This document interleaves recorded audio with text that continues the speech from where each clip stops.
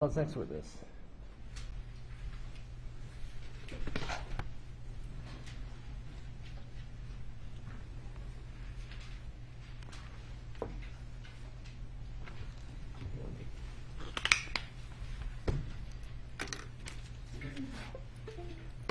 Thank you, Your Honor. The state calls Nicole Mackenzie.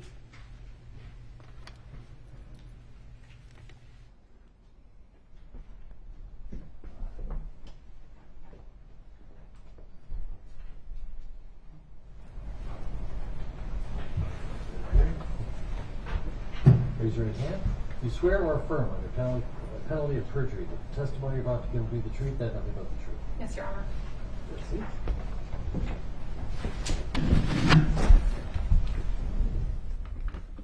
And if you feel comfortable doing so, we prefer that you take your mask off. Certainly.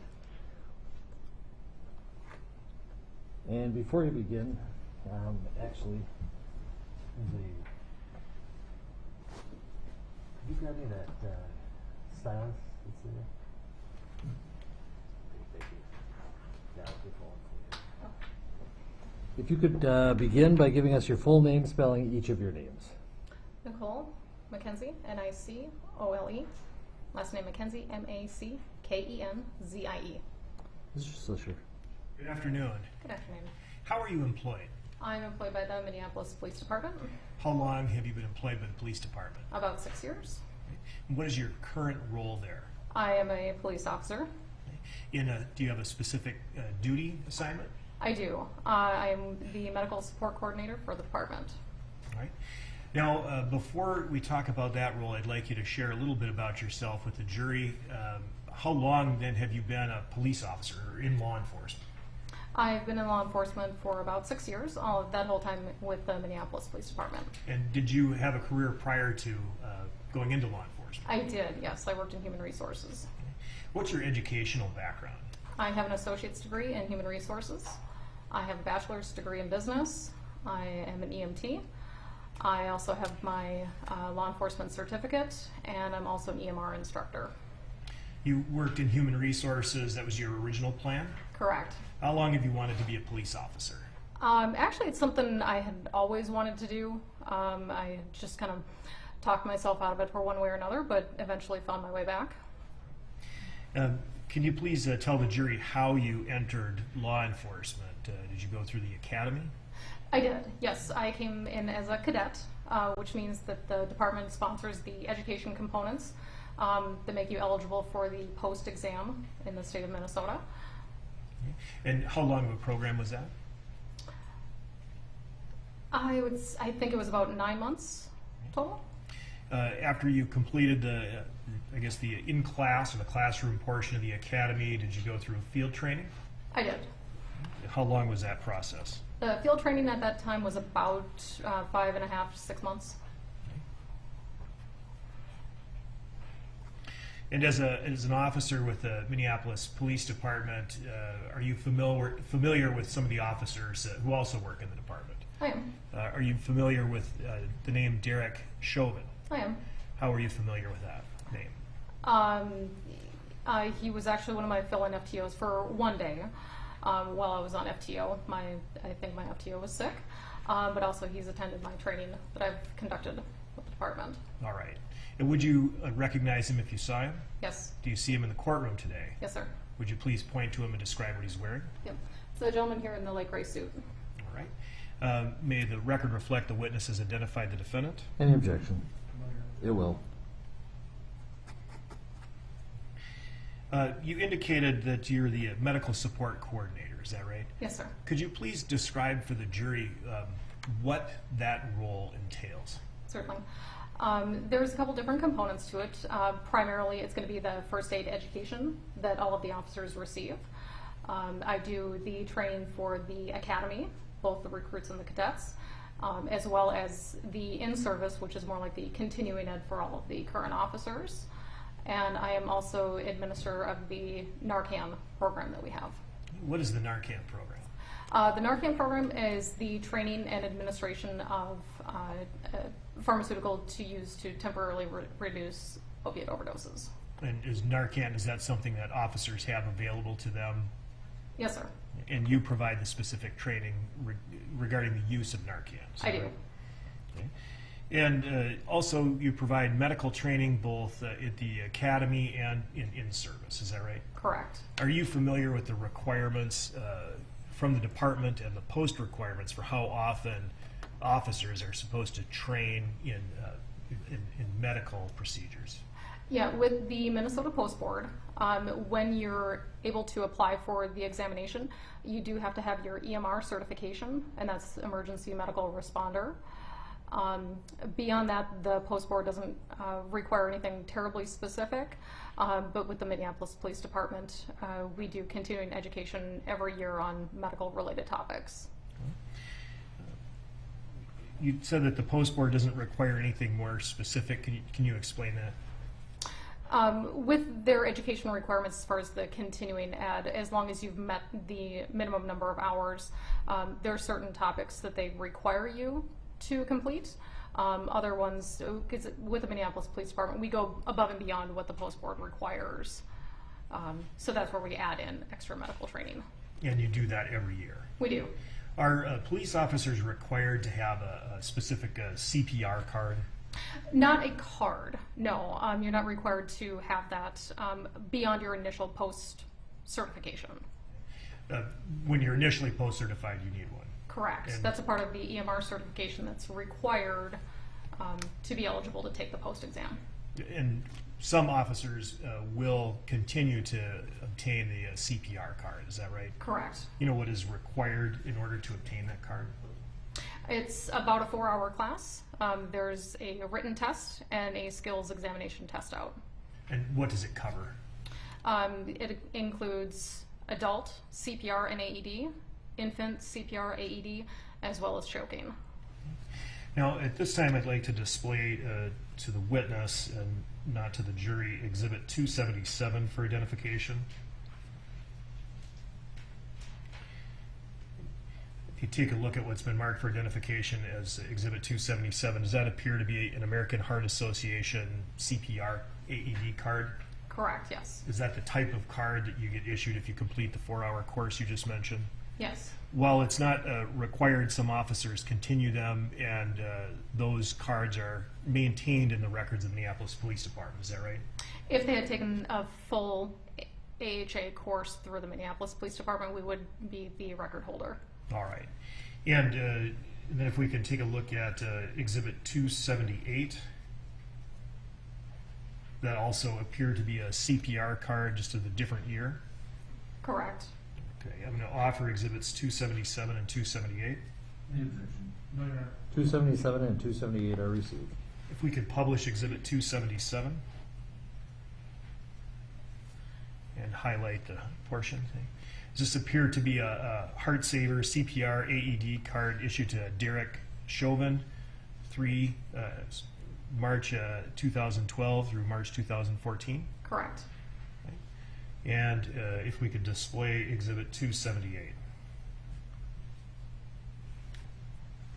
Again, a CPR card issued to the defendant from January 2014 to January 2016. Is that right? That is correct.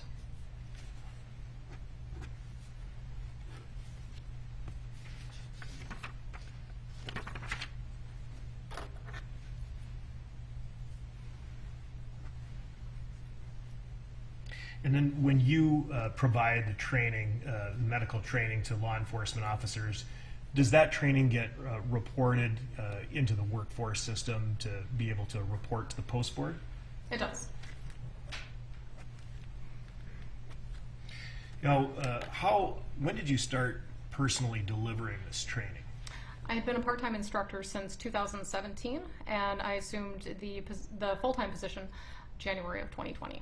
Okay. How many times do you think that you've provided this training, this in-service training to law enforcement officers? CPR specifically? Yes. I would say upwards of 20 to 30 sessions. All right. And do you use a slide deck or a PowerPoint to do your medical presentation every year? We do.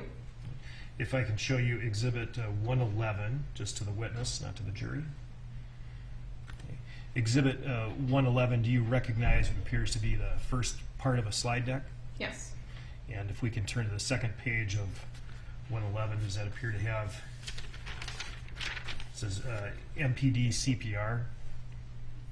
Is that right? Correct. Have you personally delivered this slide deck before? I have. Approximately how many times? This was in service of 2019, and my best estimation, this was probably carried out over the course of maybe 12 sessions or so, 12 to 15 sessions, and I was responsible for about a third of them. Right. But did the defendant attend any of your sessions? I'm not sure. But you were providing the block of training that everyone consistently took back in service in 2019? Correct. I was the assistant instructor here, and I ran one of the skill stations. So theoretically, everybody from the department would have come through my skill station at some point. Now, at this time, if I can, you can take that down here. I'm going to offer Exhibit 111. Any objection? 111 is received. In general terms, then, you provide the jury an overview of the specific medical training that you provide to law enforcement officers on an annual basis. For in-service specifically? For in-service, yes. Okay. We do offer a wide variety of different kind of trainings, depending on how many training sessions are going to be available to us in a year. But at a minimum, every year we are touching on CPR and AED. And then in alternate years, we're also going over a refresher class on Narcan. Okay. And that's the minimum standard. If we have more training spots available to us, we can add in more classes. And are you aware whether the Minneapolis Police Department has a specific policy regarding rendering of emergency aid? We do. And could you please provide the jury just a high-level overview of what that policy requires? Certainly. It's a high-level summary of our first aid policy is going to be requesting EMS resources to anybody that needs it or anybody who requests it, and also rendering first aid that's consistent with your training that you've received. Okay. And does the policy allow you to do one or the other? Can you just call for the ambulance and not do the emergency medical procedures? It depends on the situation specifically. If there was really no need for immediate first aid, maybe like a small cut or abrasion, it would be then appropriate to just wait for EMS to arrive. But if it's a critical situation, no, you have to do both. I'd like you now to kind of walk us through some of the specific training that you provide, and we'll use Exhibit 111 to do so. If you could publish Exhibit 111 starting at page 6. Well, let's go back to page 1. All right, why don't you explain page 1 of this? Okay, so this is an image of a clip that's taken from the classic movie Dumb and Dumber. And this is a video clip that we show at the very beginning of training. It's more or less just kind of a lighthearted way to get people a little bit more engaged in the class. As Not a substantive slide. No, absolutely not. All right. Now, I'd like to then cover the substantive portions. If you could go to page 6 and review the portion of the slide deck that says agenda. You please describe to the jury each of these different portions of the training that you provide. Certainly. So this block of training was primarily focused on CPR, but we did throw in a couple of extra pieces of information because we had the time available to us. So we just kind of briefly retouched on other things we had had already taught, which was tactical combat casualty care. That's basically rendering aid for more traumatic injuries, if you will. Then we also provided an update on our Narcan program as far as usage and maybe things we had learned since we had initially had rolled it out. And then the remainder of the time was focused on the full CPR course. All right. If you could go to page 21 of Exhibit 111. And for the jury, would you please describe, and using this slide, just kind of walk us through what specific training you provide in Minneapolis Police Department as it pertains to CPR. Okay. When we're called to a scene where there is some kind of medical situation going on, maybe it's illness or injury, whatever it happens to be, we have a little bit of a mnemonic that we always kind of walk through to make sure that we're covering all the basics. So when you're encountering somebody that appears to be unconscious, we start with an acronym that's called AVPU. That's AVPU. We walk through that acronym to determine a level of responsiveness. And then we kind of work through the A, B's, and C's, which is airway, breathing, and circulation. Right. I'd like you to then please go to the next page, 22.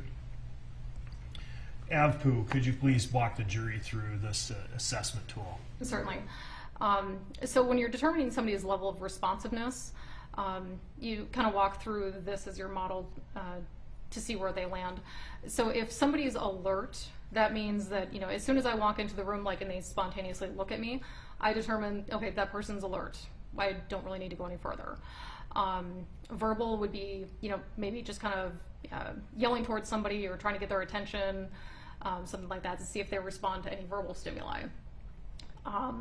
And if you don't get a response there, then you move on to the P, which is pain. And that's going to be something like, for instance, if you grab the base of the fingernail and kind of press against it, you're just kind of looking for any kind of response that somebody would normally pull away from.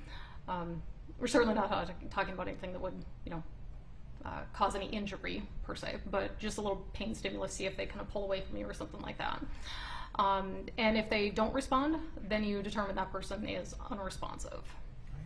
I'd like to just talk about, have you talk about the P, the painful stimuli, briefly.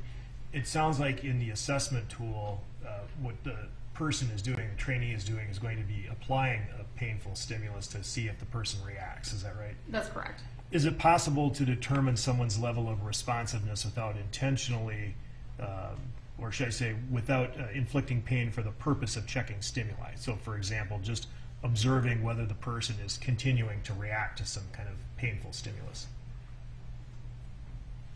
Can you rephrase that? Sure.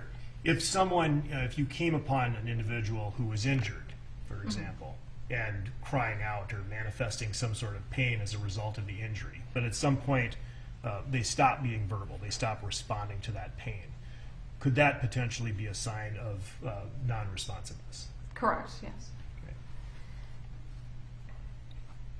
Once you determine an individual is unresponsive, then what do you do?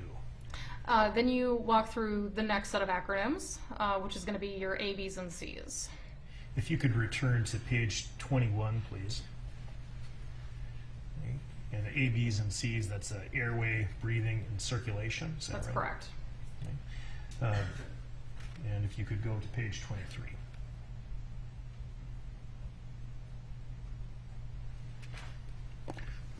Can you please describe to the jury then what you train officers to do based on this slide within Exhibit 111? Certainly. After you've determined their level of responsiveness, if they're unresponsive, you're going to first address their airway, and that means just putting them in the most ideal physical position where their airway can be as most in line as possible. And then what's the next step? Tilting up the head slightly to open up their whether you use a head tilt chin lift or a jaw thrust maneuver to open up their airway. Okay. And then the next step beyond that is moving into checking for breathing. And if you don't see chest rise, it's just a matter of putting a hand on the center of the chest and seeing if there's any kind of air moving up and down. Right. And then what's the next step? The last is circulation. So that's where we're going to be checking a carotid pulse right up here underneath the jaw. Are there other places that officers are trained that they can use to check for a pulse aside from the carotid? Yep, absolutely. You can use your radial here at your wrist. There's multiple points on your body where you can check them, but this is by far and away the most important. And what are officers trained to do if they are unable to find a pulse? If you don't have a pulse on a person, you'll immediately start CPR. Now, I want to go back to the concept of checking for breathing. You indicated that you can look for the chest rising and falling. Is that right? Mm-hmm. Yes. Yes. All right. Do you train officers that, as part of your training, you train officers that if a person can talk, means that they can breathe? No, sir. Okay. Why not? Well, that would be incomplete to say, because there is there is a possibility that somebody could be in respiratory distress and still being able to verbalize it. Just because they're speaking doesn't mean they're breathing adequately. All right.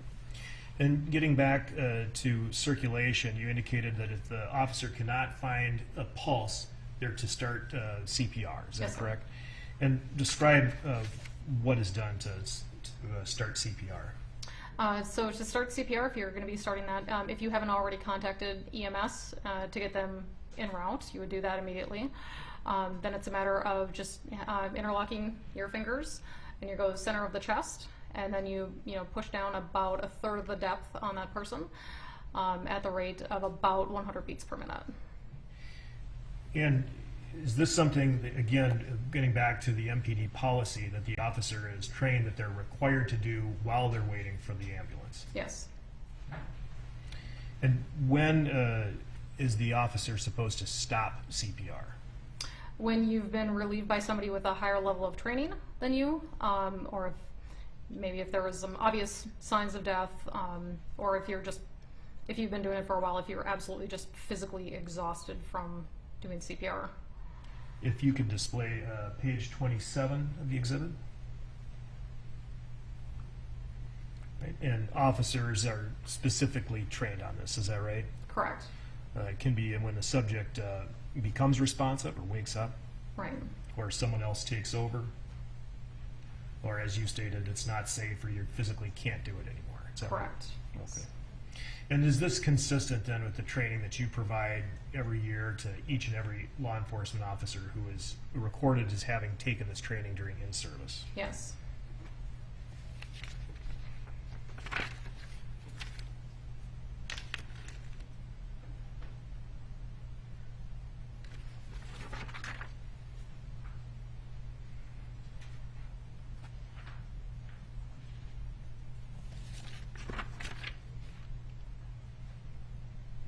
All right, I have nothing further. Thank you, Your Honor. Mr. Nelson. You may.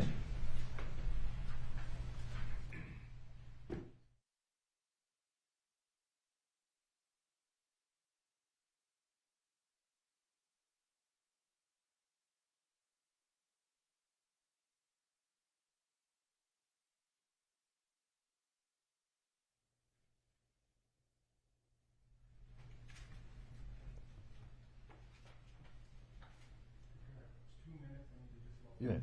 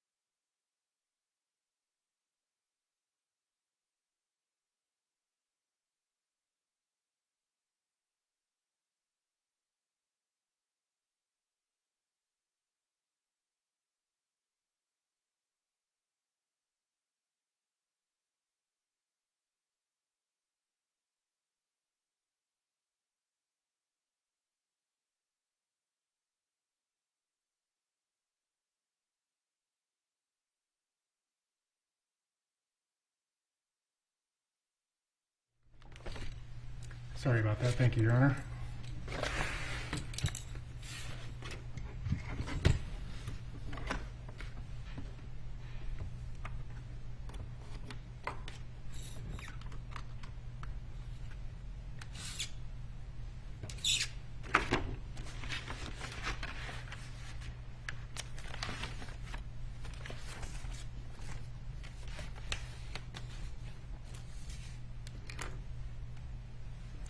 Sorry about that, ma'am. No worries.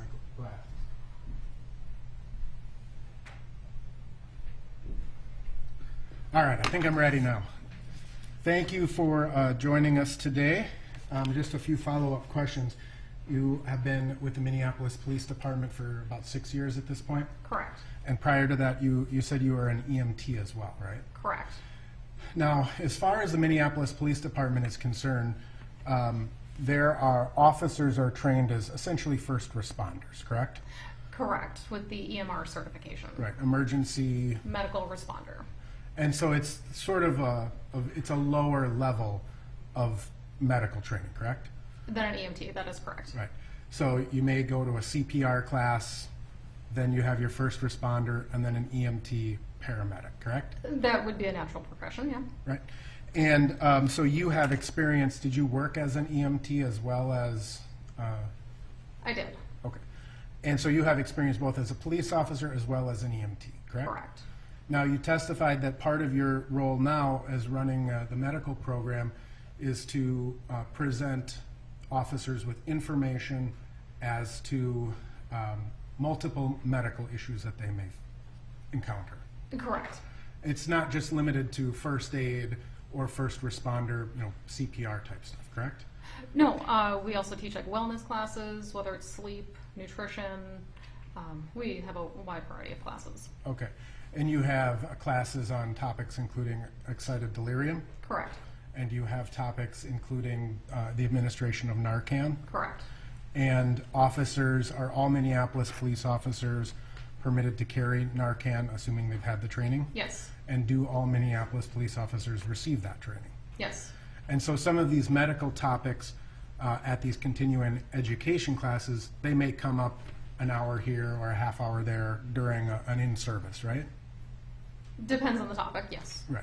So the EMR stuff is kind of a standalone class. There may be, that's a longer class, right? Correct. That's basically your initial medical training, as you're required to get as your post certification. That's about a 40-hour class. Okay. And then you'll have refresher classes on that stuff as well, correct? It'll contain many of the same topics, but the Minneapolis Police Department doesn't require officers to keep their EMR certification. Okay. All right. And so the certification that we saw Mr. Chauvin had expiring in 2016, I believe? That was CPR. The CPR. Yep. And are officers required to then have CPR every 2 years after that? Yeah, we do CPR classes on a rotating basis, so every other year they go through CPR. All right. Now, I would like to talk to you about a couple of the Minneapolis policies, if we could.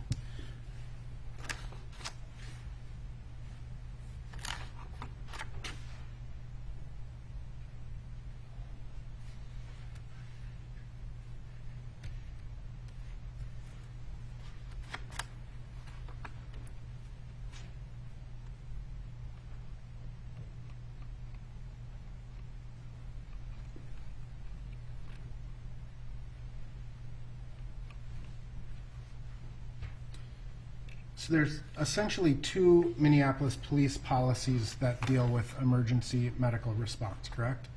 Correct. One being after a use of force, correct? That is correct. And that being as soon as reasonably practical, determine if anyone was injured and render medical aid consistent with training and request EMS if necessary, correct? Correct. That's policy 5-306 involving a use of force, correct? Yes, sir. And so the policy is somewhat qualified, correct? Meaning it's as soon as reasonably practical, correct? Correct. So in the course of the medical training, one of the things that you train officers to do in the administration of first aid is to consider other circumstances, right? Correct. So you'd have to make sure that your scene is safe before you're able to render aid. Right. And there's the scene being safe could be, not being safe could be, come from a number of factors, correct? Absolutely. Environmental factors such as where you're located, right? Yes. Whether there's a lot of traffic, correct? Yes. Or whether there's a lot of bystanders, correct? Correct. Depending on their behavior, right? Yes. Okay. So scene safety is important, and in fact, Minneapolis police or the EMTs won't come to a scene until it's declared code 4 generally, correct? Generally, yes. And so oftentimes it's not uncommon for EMTs to stage off-site until police call a scene code 4, correct? Correct. Code 4 being all clear, all safe, come on in. Yes. And so in that situation, if a scene is unsafe, EMTs don't come in at that point, Correct. right? The other policy that we deal with here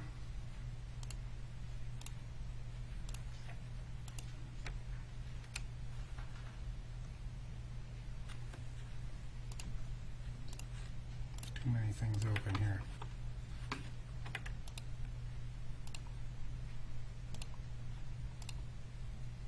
Is policy, Minneapolis Police Policy 7-350. That's in front of you right now. It is.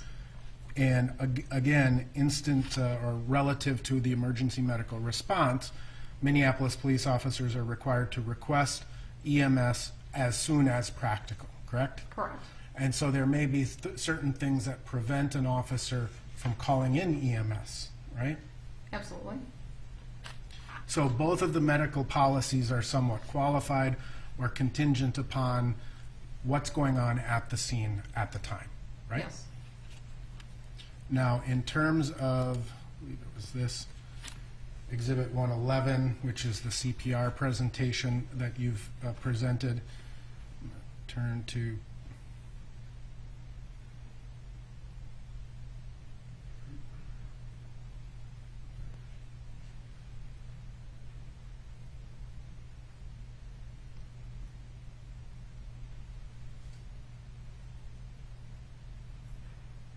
I'm going to turn to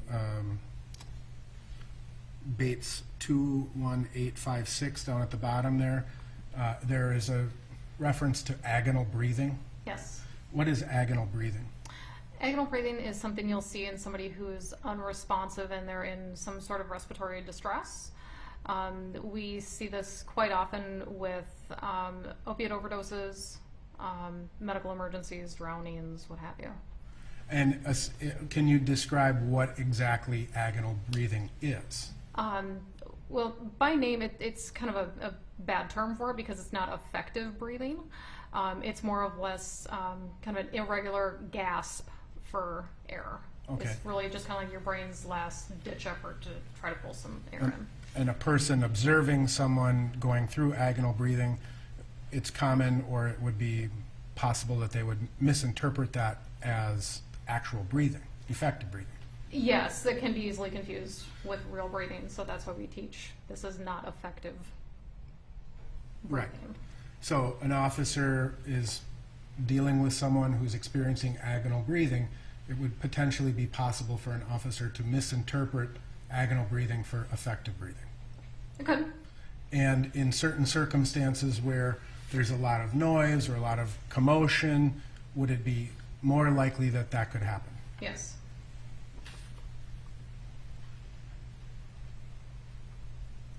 Now, you were shown this slide in terms of when do we stop CPR, and one of the reasons you stop performing CPR is because it's not safe, right? Correct. And by it being not safe, are you referring to the process of actually giving CPR or the environment that you would be doing it in? It would be the environment around you. Okay. And so it stands to reason that if the environment around you, you would determine to be not safe, you may not start it right away. That would be reasonable, yes. Now, you also testified that you teach on Narcan and the use of Narcan. Correct. And I am going to show you. You can see this training in front of you. Yes. Is this training that you provide to Minneapolis police officers? Yes. And this is the this is the program on, like, the broader course on how to administer Narcan, correct? Correct. And do you recognize this is a record that you keep in the ordinary course of your business? Yes, sir. This, Mr. Slisher, I had labeled as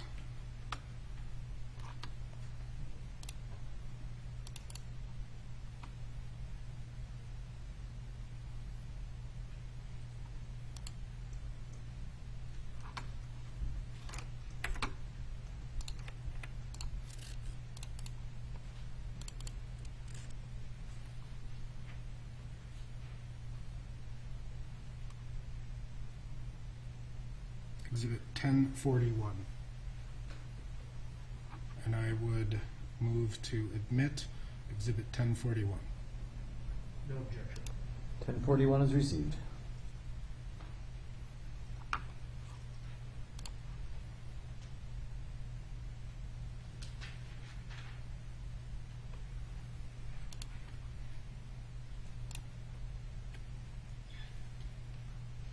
I don't know why it's doing this. Here we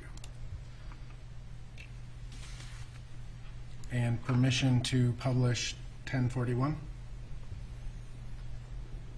This is from the Minneapolis Police Department in service from July of 2018. Correct. And if Mr. Chauvin had attended this program and or his in-service in July or through September of 2018, he would have received this training, correct? Correct. Now, in recent years, fentanyl has become more of a concern for officers to be aware of, correct? Absolutely. And ultimately, you train officers in the use of Narcan to contraindicate, or to contradict, I should say, the effects of Narcan, right? Oh, The excuse me, effect of opiates, yes. including fentanyl, Correct. right? Now, in your experience as a police officer and as a medical trainer, have you experienced individuals who take combinations of drugs? Yes, Have you heard the term speedball? I have. And would you agree that that is generally the combination of both a stimulant like methamphetamine and a depressant like fentanyl? Yes. And Sidebar, Your Honor?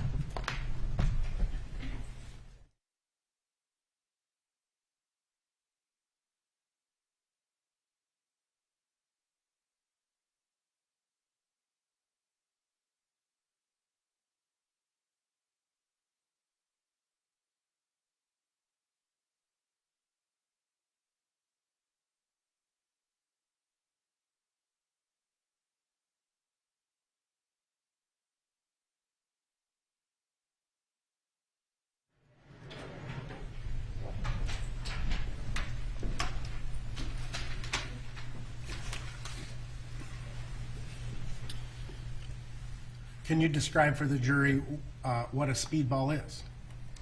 It's essentially a combination of an upper and a downer. And has that become commonplace in your experience? Yes.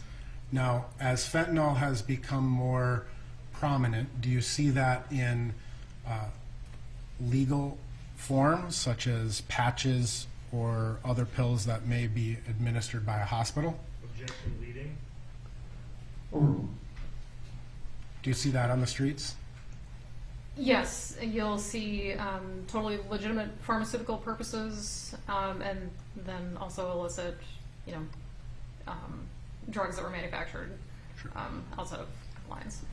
Can you explain for the jury whether, in your experience, you've seen illicit fentanyl use on the rise? Yes, Becoming more absolutely. And I'm going to just show you, generally when you talk about someone, you show it to officers in this training, when someone is on the experiencing an opiate overdose, you may see this type of behavior. Is that correct?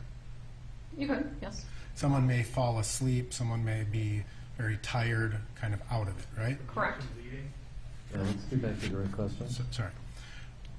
Would this be consistent with what you would see generally on a opiate overdose? It could be. Have you ever been at a scene where an opiate overdose, someone can be more responsive, Yes, even though they've taken an opiate? correct. Now, in terms of fentanyl, can you explain this slide? Certainly. So this is a diagram to show you just what could be considered a lethal dose of fentanyl. Just it's more of a visual indicator because we already know how dangerous heroin is, and you can see a trace amount of that could be deadly with fentanyl, and even more so with carfentanil. And so even fentanyl, even in very small doses, can be fatal. Would that be accurate? Objection, Your Honor. Sidebar. I'll rephrase the question. Persist in the objection, Your Honor.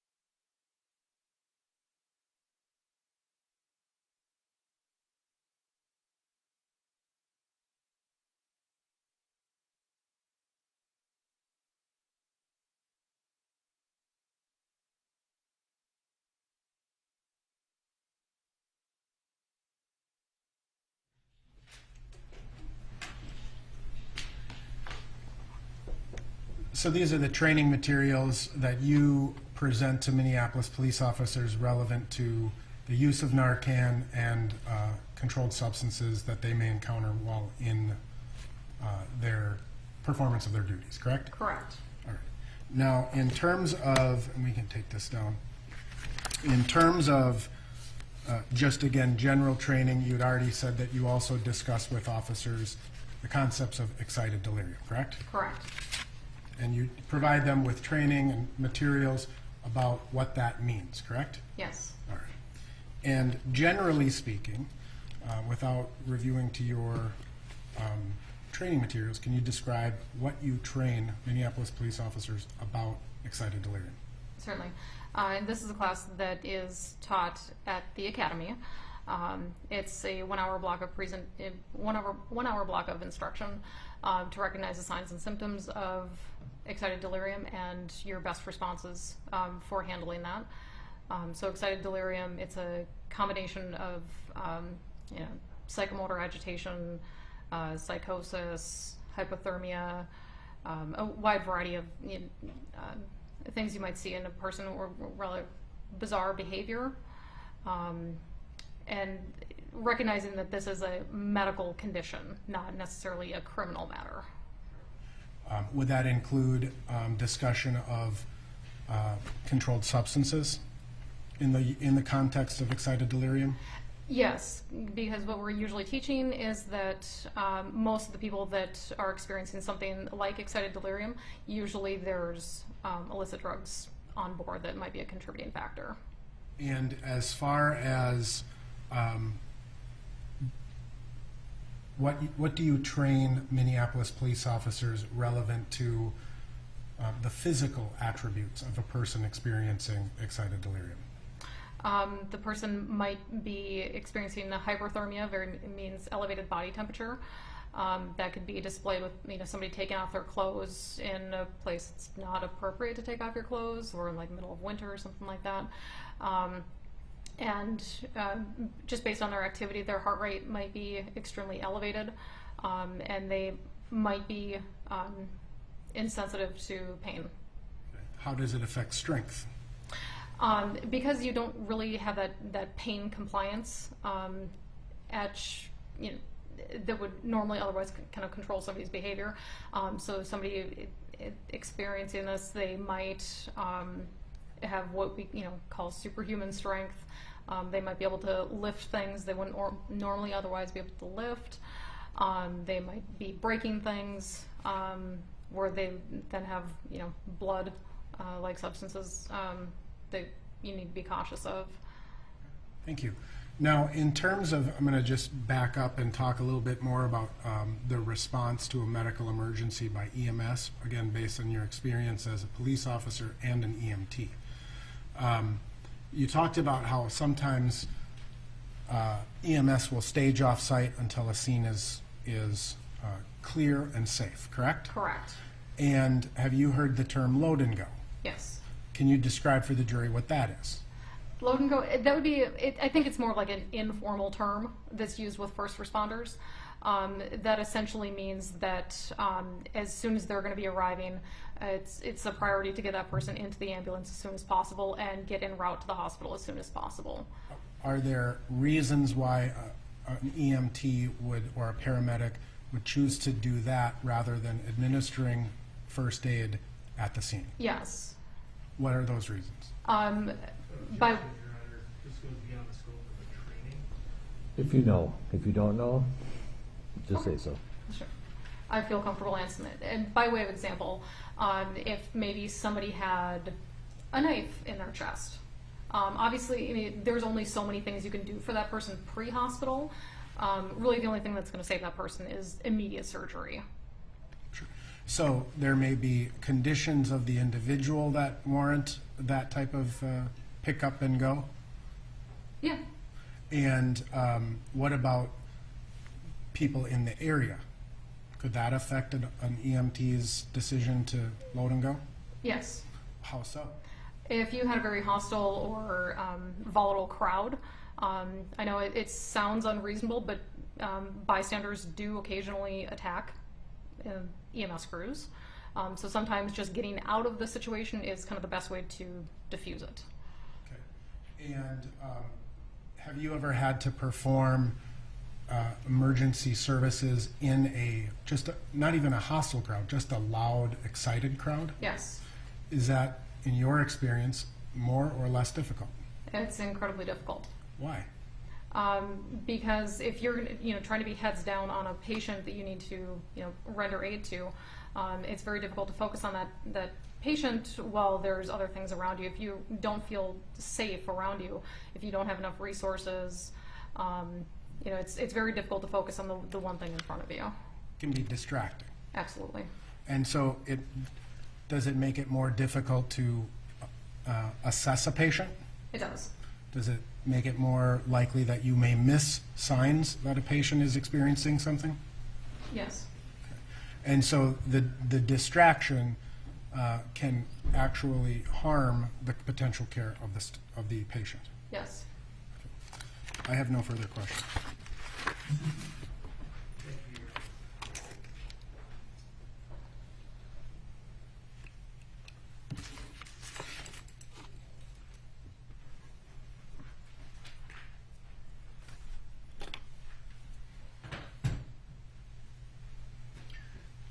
Are officers trained that sometimes they have to provide emergency medical services in less than ideal conditions? Yes.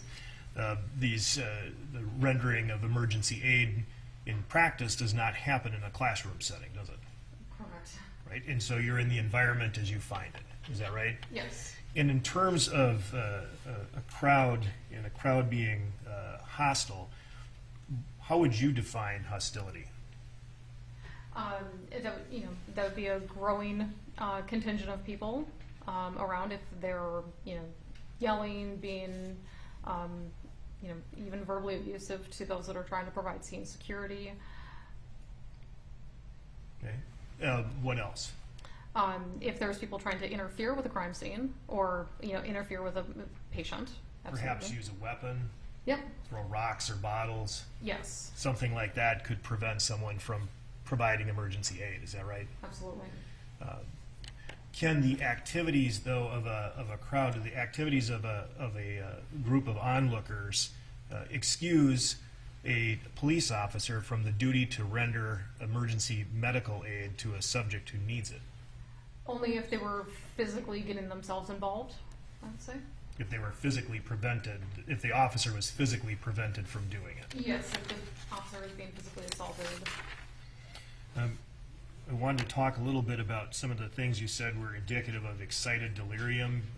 You said superhuman strength, is that right? Yes. And I think what you said was that it was because of the inability to feel pain, is that right?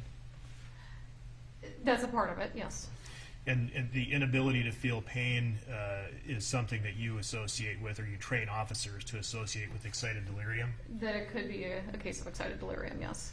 And so if someone was actually manifesting a response to pain, indicating that something was hurting them, then that would tend to indicate that they're not suffering from excited delirium. Isn't that right?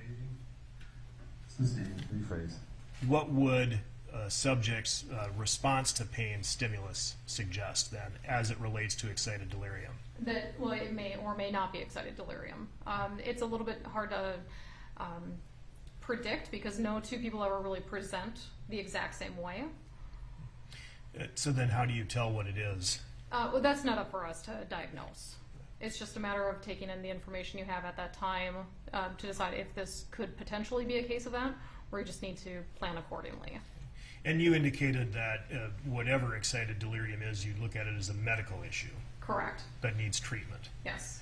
And in terms of drug use as well, it's fair to say that if someone is showing indicia of drug intoxication, it can make them vulnerable, Yes. not just violent.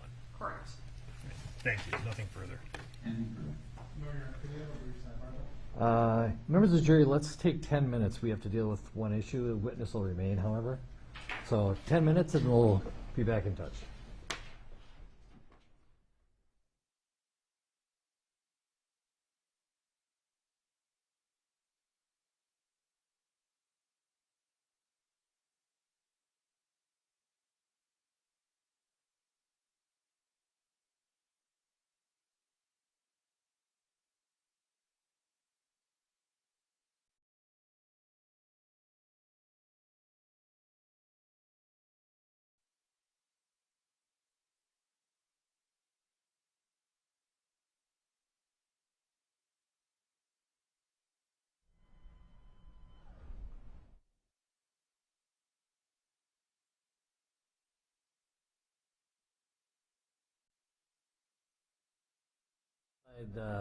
The hearing of the jury, but on the record. There was a sidebar at some point where the state objected to the excited delirium training material, and essentially, I think, Mr. Slisher, I don't want to speak for you too much, that your preference would be that Mr. Nelson not be allowed to present it at this time, but only as part of his case in chief, which would require this witness to come back during his case in chief. Is that correct? It is. All right, and so that's the basic objection, is the timing as opposed to the admissibility. Yes, Okay, Mr. Nelson, what did you want to deal with? If we could have a private conversation. All right.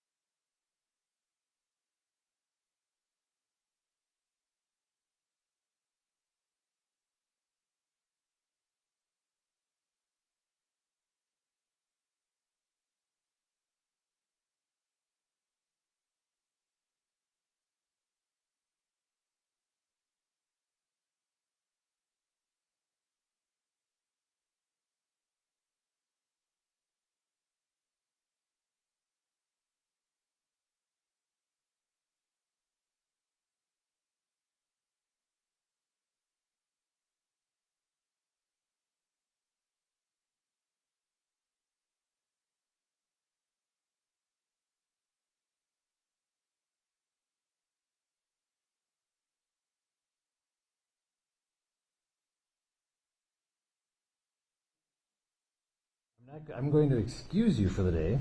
She can be excused at this point, is that correct? Yes. You can be excused for the day, but the defense would like to call you back during their case. And so Mr. Nelson will serve a subpoena on you at some point so that you've got it mostly for his contact information. Sure. Because in the interim, I'm going to order that your subpoena that you were previously served still is in force, and that you should, unless you hear otherwise, come next Tuesday at 9 a.m. But most likely, Mr. Nelson will be in contact to tell you when exactly, so you don't just waste your time coming down here. Yes, sir. Does that work? Understood. Yep. Okay. So, Mr. Nelson, how is that going to be served? Department, Normally, yes. so I can just serve the police through the normal, or through the federation or something? Yeah, absolutely. All right. We'll make sure that gets done. But for today,